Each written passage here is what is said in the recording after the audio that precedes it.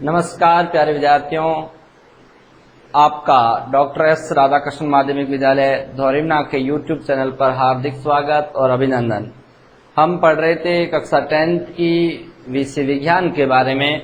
तो हमारा एक पार्ट जो 4 नंबर का है केमिस्ट्री का, वो पूरा हो चुका है। दैनिक जीवन में रसायन आपने उसे देखा होगा और मुझे आशा है कि आपको वो पूरा समझ में भी आया होगा। तो उसी कड़ी में हम आज पढ़ने जा रहे हैं रासायनिक अभिक्रिया एवं उत्प्रेरक।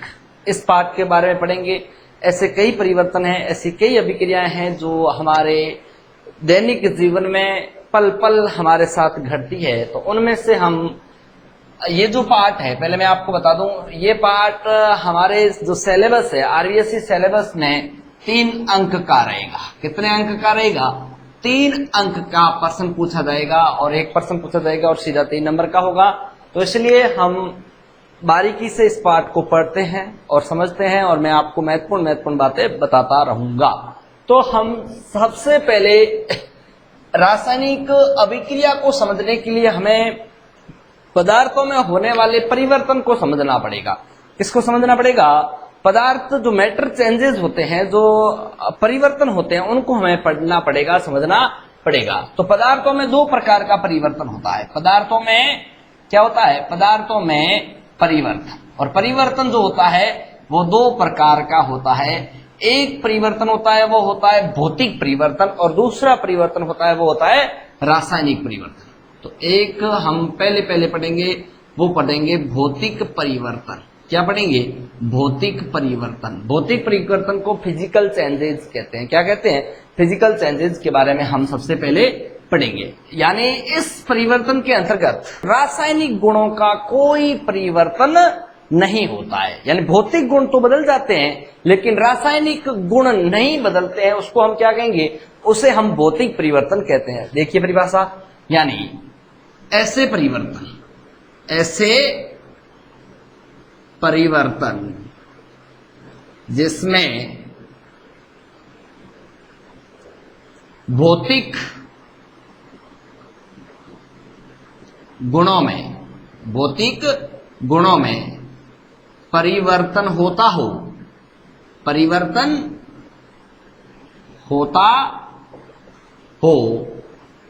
लेकिन रासायनिक गुणों में कोई परिवर्तन नहीं होता हो, उसे रासायनिक परिवर्तन कहते हैं। क्या कहते हैं? रासायनिक परिवर्तन कहते हैं। अब ध्यान से सुनिए, जैसे मैं आपको बता दूं, जल है। क्या है? जल। अब जो जल है, इस जल को क्या किया जाए? जल को अगर ठंडा किया जाए, क्या किया जाए? ठंडा, तो ये क्या बन जाएगा? बर्फ। क्या बन जाएगा? बर्फ। यानी इस जल की अवस्था चेंज हो रही है। क्या हो रही है? अवस्था चेंज होने का मतलब इसके भौतिक गुण में परिवर्तन हो रहा है। क्या हो रहा है? भौतिक गुण में। और भौतिक गुण में परिवर्तन हो रहा है मतलब ये भौतिक परिवर्तन है। कौन सा है? भौतिक परिवर्तन है। अब इसी जल को यानी पुनः क्या किया जाए? इसी जल को पुनः गर्म किया जाए, यानी इस बर्फ को क्या किया जाए? गर्म, तो ये जल बन जाएगा। क्या बन जाएगा? जल। और इस जो जल है इसको और अधिक गर्म किया जाए, और अधिक क्या किया जाए? गर्म किया जाए, तो ये वाष्प बन जाता है। क्या बन जाता है? वाष्प। तो यहां पर भी आप देख सकते हैं कि उसकी अवस्था चेंज हो रही है। क्या चेंज हो रही है? अवस्था, मतलब भौतिक गुण चेंज हो रहा है। और भौतिक गुण चेंज होता है तो उसे हम क्या कहेंगे? उसे हम भौतिक परिवर्तन कहेंगे। क्या कहेंगे? और इसी वाष्प को अपन वापस क्या करें? ठंडा कर दें। इस वाष्प को क्या कर दें? ठंडा कर दें, तो पुनः क्या बन जाएगा? जल बन जाएगा, मतलब द्रव बन जाएगा। जल द्रव होता है, बर्फ क्या हो जाती है? ठोस हो जाती है, और वाष्प क्या हो जाती है? गैस हो जाती है। तो यानी यहां पर अवस्था का परिवर्तन हो रहा है। किसका परिवर्तन हो रहा है? अवस्था। अगर किसी पदार्थ के में अवस्था में परिवर्तन होता है तो उसे हम भौतिक परिवर्तन कहते हैं। क्या कहते हैं? भौतिक। इसके अन्य उदाहरण आप जैसे और अन्य उदाहरण देख सकते हैं, जैसे लोहे का चुंबक बनना, लोहे का क्या बनना, चुंबक बनना, ये भी भौतिक परिवर्तन का उदाहरण है। या आप और क्या कह सकते हो, शक्कर का जल में विलय होना, जल में विलय होना, ये भी कौन सा परिवर्तन है, ये भी अपना परिवर्तन है, वो है भौतिक परिवर्तन। अब अपन पढ़ेंगे भौतिक परिवर्तन के गुण। क्या पढ़ेंगे, भौतिक परिवर्तन के गुण पढ़ेंगे कि इसके गुण क्या होते हैं। अब देखो, भौतिक परिवर्तन में भौतिक गुणों में परिवर्तन होता है। तो भौतिक परिवर्तन में क्या होता है, गुण नंबर फर्स्ट, भौतिक गुणों में परिवर्तन होता है। जैसे कि अवस्था है, रंग है, अवस्था है, रंग है, इसमें क्या होता है, परिवर्तन होता है। 2 नंबर, जो ये परिवर्तन होता है, इस परिवर्तन में कोई नया पदार्थ नहीं बनता है। इस परिवर्तन में, इस मतलब भौतिक परिवर्तन, इस परिवर्तन में कोई नया पदार्थ नहीं बनता है, नया पदार्थ नहीं बनता है, नहीं बनता है। और क्या है, और इसका गुण है, ये अस्थायी होता है। भौतिक परिवर्तन क्या होता है, अस्थायी, अस्थायी होता है। और क्या है, इसका अगर आप कारण हटाओगे, भौतिक परिवर्तन होने का कारण हटाओगे, तो वापस क्या प्राप्त कर सकते हो, मूल पदार्थ प्राप्त किया जा सकता है। तो भौतिक परिवर्तन का, भौतिक परिवर्तन का कारण हटाने पर मूल पदार्थ प्राप्त किया जा सकता है, किया जा सकता है। ये तो हमने पढ़ा, क्या पढ़ा, ये हमने पढ़ा भौतिक परिवर्तन। क्या पढ़ा, भौतिक परिवर्तन। अब अपन पढ़ेंगे रासायनिक परिवर्तन। क्या पढ़ेंगे, रासायनिक परिवर्तन पढ़ेंगे। तो मैं यहां पर आपको रासायनिक परिवर्तन समझा देता हूं। अब देखियो, रासायनिक परिवर्तन, रासायनिक परिवर्तन में क्या होगा मैं आपको बता दूं। अगर किसी पदार्थ में, किसी पदार्थ के भौतिक गुणों में परिवर्तन होता हो, क्या होता हो, सॉरी, किसी पदार्थ के रासायनिक गुणों में तो परिवर्तन होता हो, लेकिन भौतिक गुणों में परिवर्तन नहीं होता हो, तो उसे हम क्या कहेंगे, उसे हम कहेंगे रासायनिक परिवर्तन। अगर किसी पदार्थ के भौतिक गुणों में कोई परिवर्तन नहीं होता हो, लेकिन रासायनिक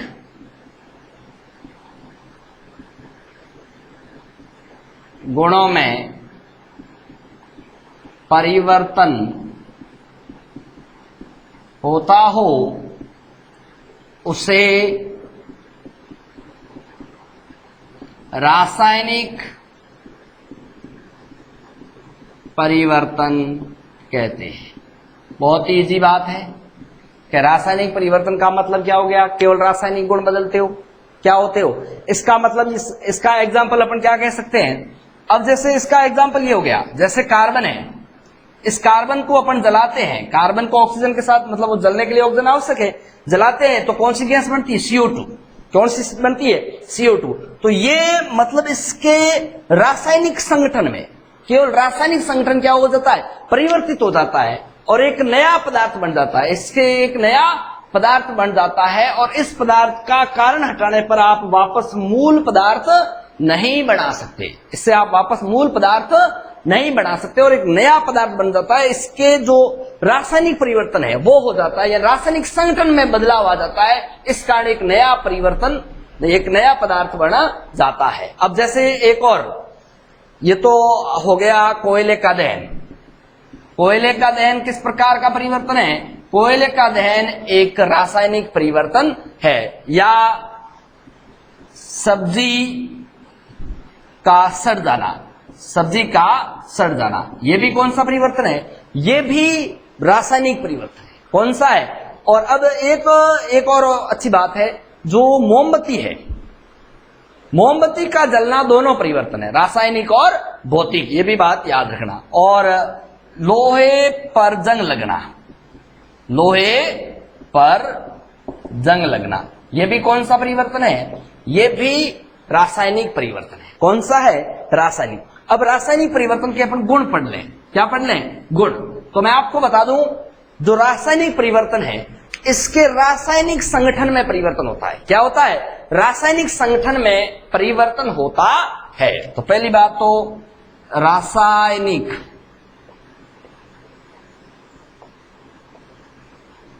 परिवर्तन में, रासायनिक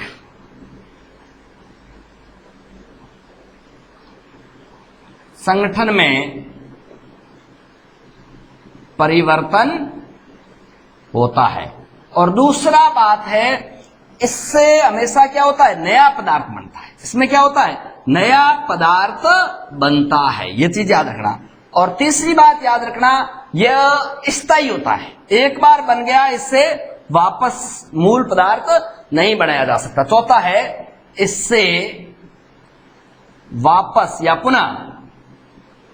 पुनः मूल पदार्थ नहीं बनाया जा सकता है। तो ये हमने पढ़ लिया भौतिक परिवर्तन एवं रासायनिक परिवर्तन के बारे में। विद्यार्थियों, मैं आपको बता दूं, अगर कोई भी पदार्थ है, उस पदार्थ में अगर ये परिवर्तन होता है, इस परिवर्तन को ही हम क्या कहेंगे? रासायनिक अभिक्रिया कहेंगे। क्या कहेंगे? रासायनिक अभिक्रिया। मतलब अगर किसी पदार्थ में रासायनिक परिवर्तन होता है, क्या होता है? या रासायनिक गुणों में परिवर्तन होता है। रासायनिक गुणों में परिवर्तन हो गया मतलब रासायनिक परिवर्तन हो गया, और रासायनिक परिवर्तन हो गया मतलब रासायनिक अभिक्रिया हो गई। क्या हो गई? तो रासायनिक अभिक्रिया की परिभाषा आप जान गए। अब अपन पढ़ेंगे, सबसे पहले वो पढ़ेंगे रासायनिक समीकरण के बारे में। किसके बारे में पढ़ेंगे? रासायनिक समीकरण के बारे में पढ़ेंगे। बहुत ही इजी है और आप आराम से इसे ध्यान से सुनिए तो आपको समझ में आ जाएगा और याद भी रह जाएगा, आप अगर गौर से इसे सुनते हैं। तो मैं आपको बता दूं, अगर कोई रासायनिक अभिक्रिया है, अपन पढ़ रहे हैं रासायनिक समीकरण के बारे में।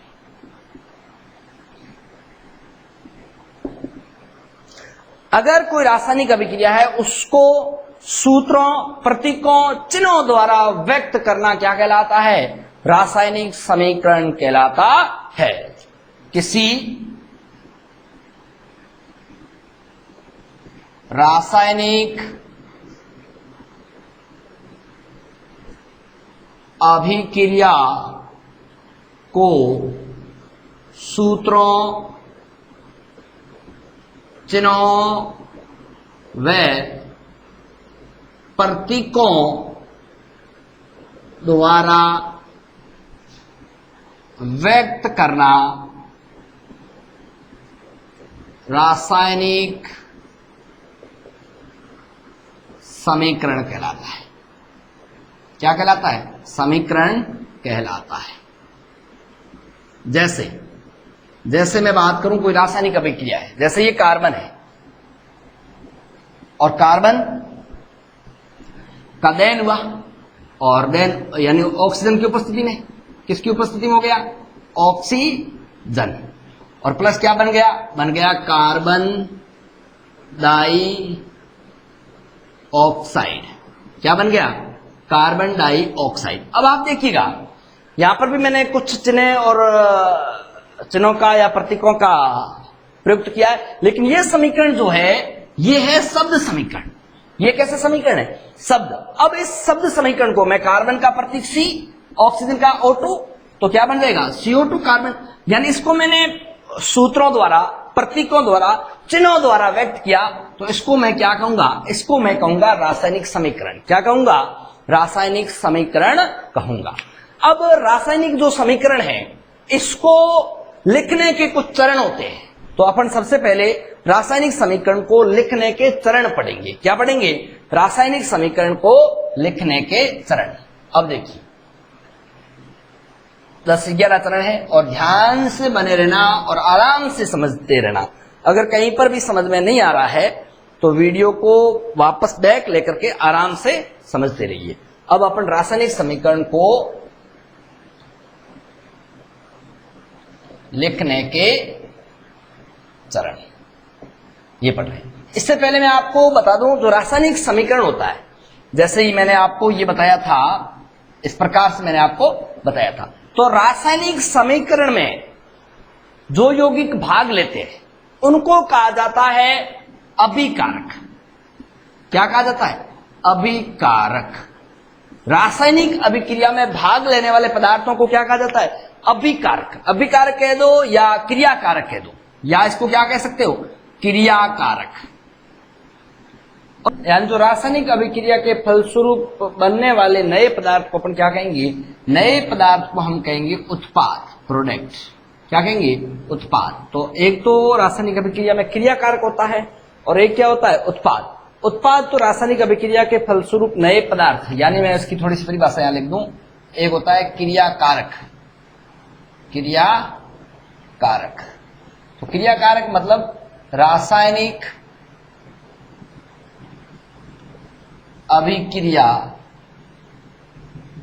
अभिक्रिया में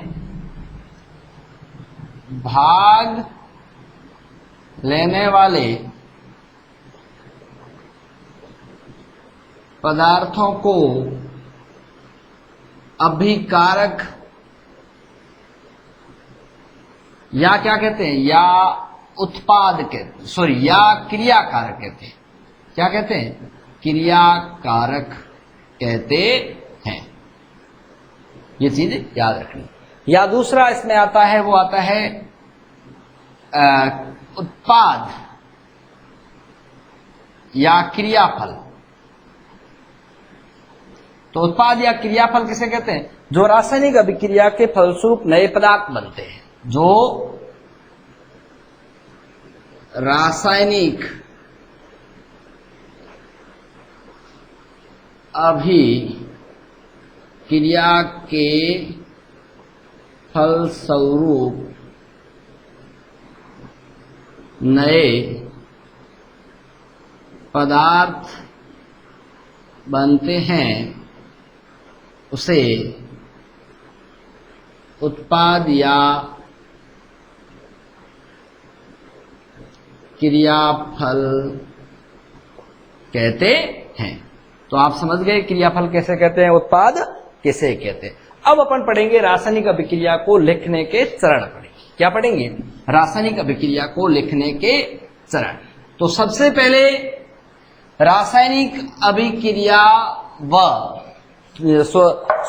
रासायनिक अभिक्रिया में जो क्रियाकारक व उत्पाद है उनके बीच क्या लिखा, उनको लिखकर बीच में तीर लगाया जाता है। बीच में क्या लगाया जाता है? तीर का चिन्ह लगाया जाता है। जैसे C+O2, ये क्या हो गए? ये हो गए क्रियाकारक। ये क्या हो गया? क्रियाकारक। और क्रियाकारक और इसके और ये हो गया उत्पाद। इनके बीच में क्या लगा जाता है? तीर का चिन्ह लगाया जाता है। तो रासायनिक अभिक्रिया में क्रियाकारक व उत्पादों को लिखकर बीच में तीर का चिन्ह लगाया जाता है। बीच में क्या किया जाता है? तीर। यानी रासायनिक अभिक्रिया में क्रियाकारक व क्रियाफल को लिखकर बीच में तीर का चिन्ह लगाया जाता है। जैसे कि आप यहां देख सकते हैं, ये क्रिया कारक है, ये क्या है, क्रिया कारक है, और ये क्या है, क्रिया फल है, और बीच में क्या लगा है, तीर का चिन्ह लगा है। इसी तरह अगर क्रिया कारक व उत्पाद की संख्या एक से अधिक है, 2 नंबर क्या है, अगर क्रिया कारक व उत्पाद की संख्या एक से अधिक है तो उसके बीच में क्या लगाया जाता है, प्लस या धन चिन्ह लगाया जाता है। यदि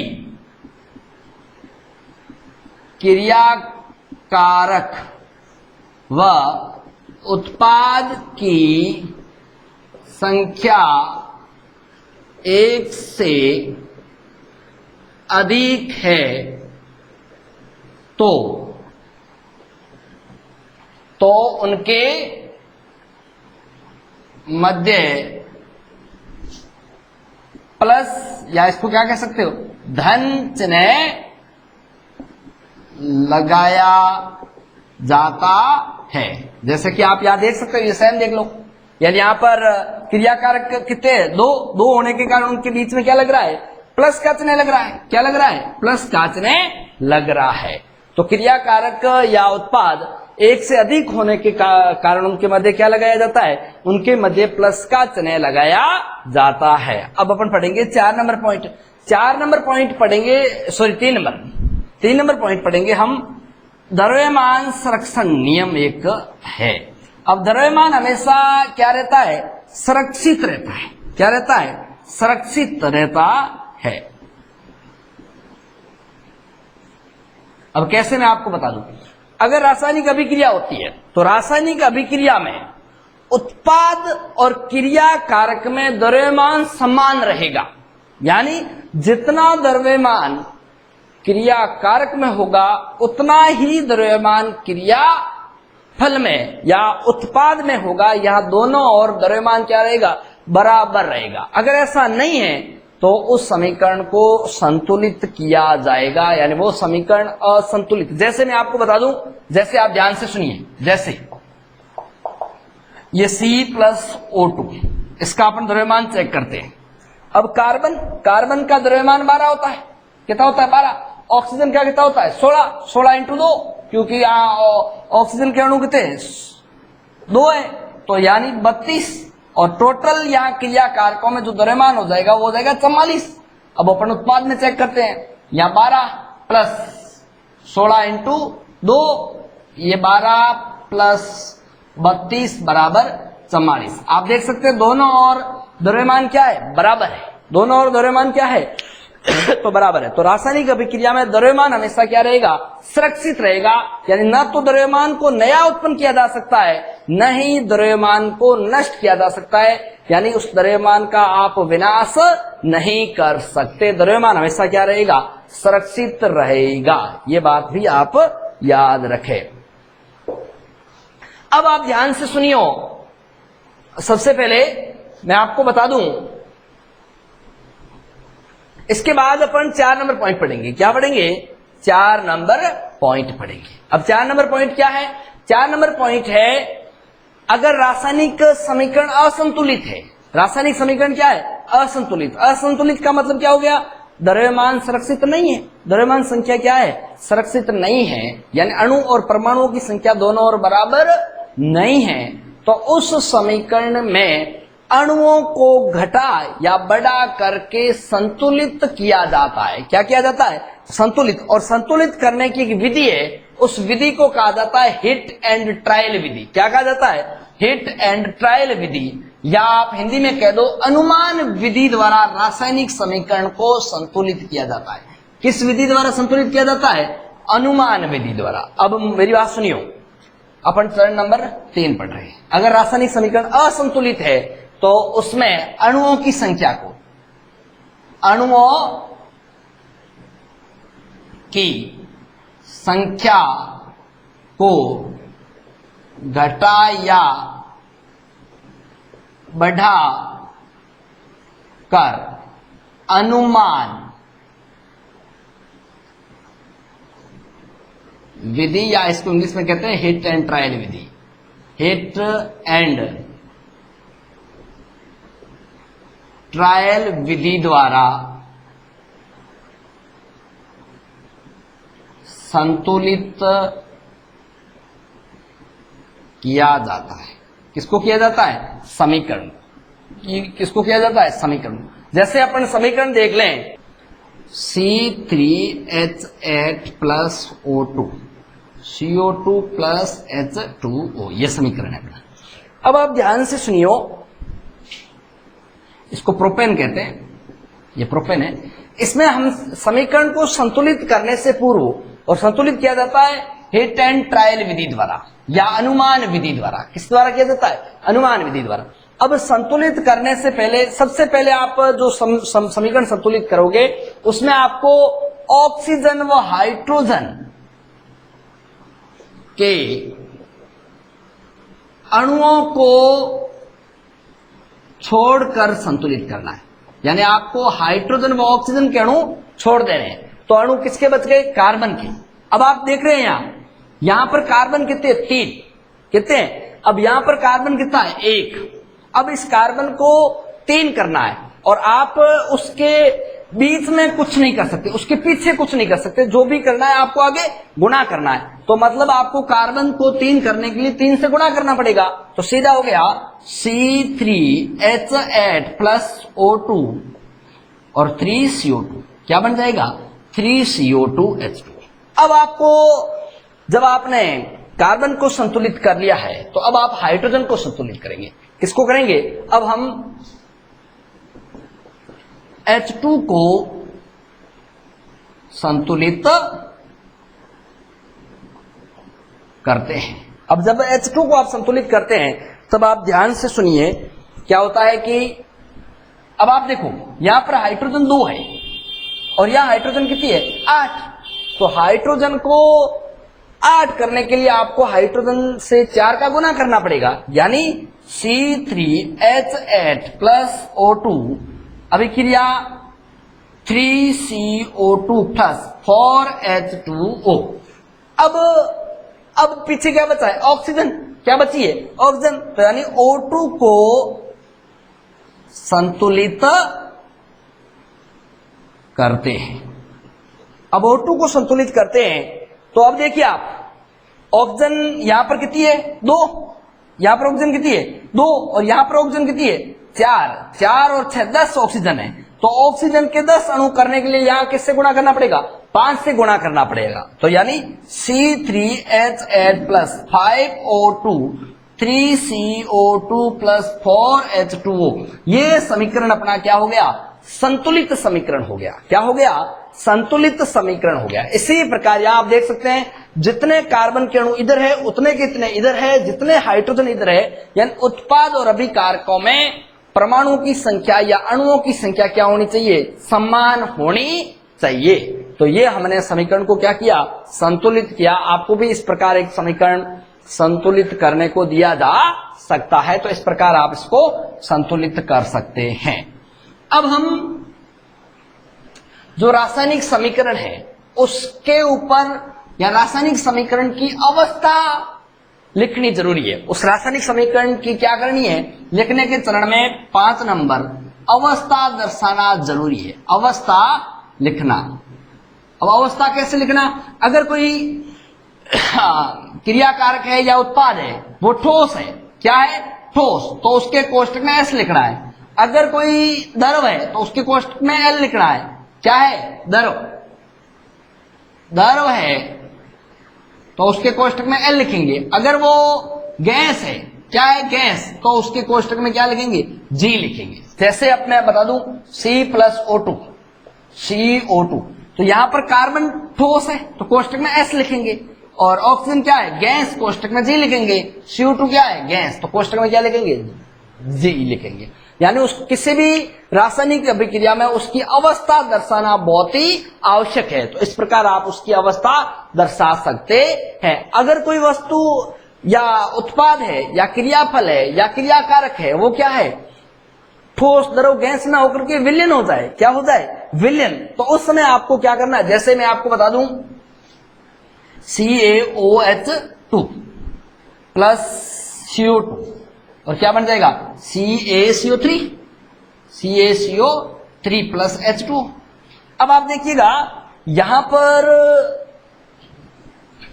ये विलयन है, और ये विलयन न ठोस है न द्रव है, तो आप इसको AQ के रूप में लिख सकते हैं। किसके रूप में लिख सकते हैं? AQ। और ये तो गैस है ही, और इसको आप क्या दर्शा सकते हैं? ये ठोस सॉलिड, और ये क्या है? Liquid L।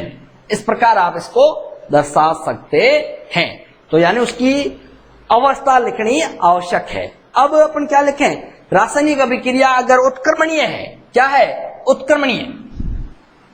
रासायनिक अभिक्रिया क्या है? अगर उत्क्रमणीय है तो आपको इस तरह का प्रयुक्त करना है, दोनों और रासायनिक अभिक्रिया को दर्शाना है। और रासायनिक समीकरण जो अभिक्रिया है 7 नंबर, रासायनिक अभिक्रिया के ऊपर तीर के चिन्ह के ऊपर उसका ताप दाब दर्शाना आवश्यक है। रासायनिक अभिक्रिया में ताप व ताप दर्शाना आवश्यक है, दर्शाना आवश्यक है। अब जैसे मैं आपको यहां बता दूं N2 प्लस 3H2 और अभिक्रिया बनके क्या बन गया? 2NH3। क्या बन गया? 2NH3। तो यानी यहां इसका जो ताप है वो है 773 केल्विन और दाब है वो है 200 एटीएम। कितना है? 200 एटीएम दाब पर यह अभिक्रिया संपन्न होती है, तो उसका ताप या दाब दर्शाना आवश्यक है। और अगला पॉइंट अपना है वो है रासायनिक अभिक्रिया ऊष्मा सेपी है या शोषी। रासायनिक अभिक्रिया क्या है? ऊष्मा सेपी है या शोषी। तो उस अगर अभिक्रिया क्या है? ऊष्मा शोषी है, ऊष्मा, अगर रासायनिक अभिक्रिया ऊष्मा शोषी है तो आपको माइनस चिन्ह लगाना है, और रासायनिक अभिक्रिया अगर क्या है? ऊष्मा सेपी है तो आपको क्या करना है? प्लस का चिन्ह लगाना है। जैसे आप देखिएगा N2 प्लस 3H2 अभिक्रिया होके 2NH3 बनता है, तो इसके प्लस में ये एक प्रकार की रासायनिक अभिक्रिया कैसी है? सेपी है, तो इसके प्लस चिन्ह लगेगा। 10.5 किलो कैलोरी प्रति मोल। या एक और अभिक्रिया अपन ले लेते हैं N2 प्लस 2O2 अभिक्रिया होके बन जाएगा NO2। क्या बन जाएगा? 2NO2। और यहां पर माइनस चिन्ह लगेगा और 21.6 किलो कैलोरी प्रति मोल। तो ये हो गई ऊष्मा शोषी। शोषी के पीछे माइनस लगेगा और सेपी के पीछे प्लस लगेगा, ये भी बात आपको याद रखनी है। अब रासायनिक अभिक्रिया में उत्प्रेरक लिखना जरूरी है। जैसे अपन बात करें एथीन की, CH2 double bond CH2 plus H2। अब एक एक हाइड्रोजन इससे जुड़ जाएगा। अब जब इस एथीन से एथेन बनेगा CH3, तो ये निकल उत्प्रेरक की उपस्थिति में बनता है, तो उसके ऊपर निकल लिखना बहुत ही जरूरी। यह है एथीन का हाइड्रोजनीकरण, एथीन का हाइड्रोजनीकरण।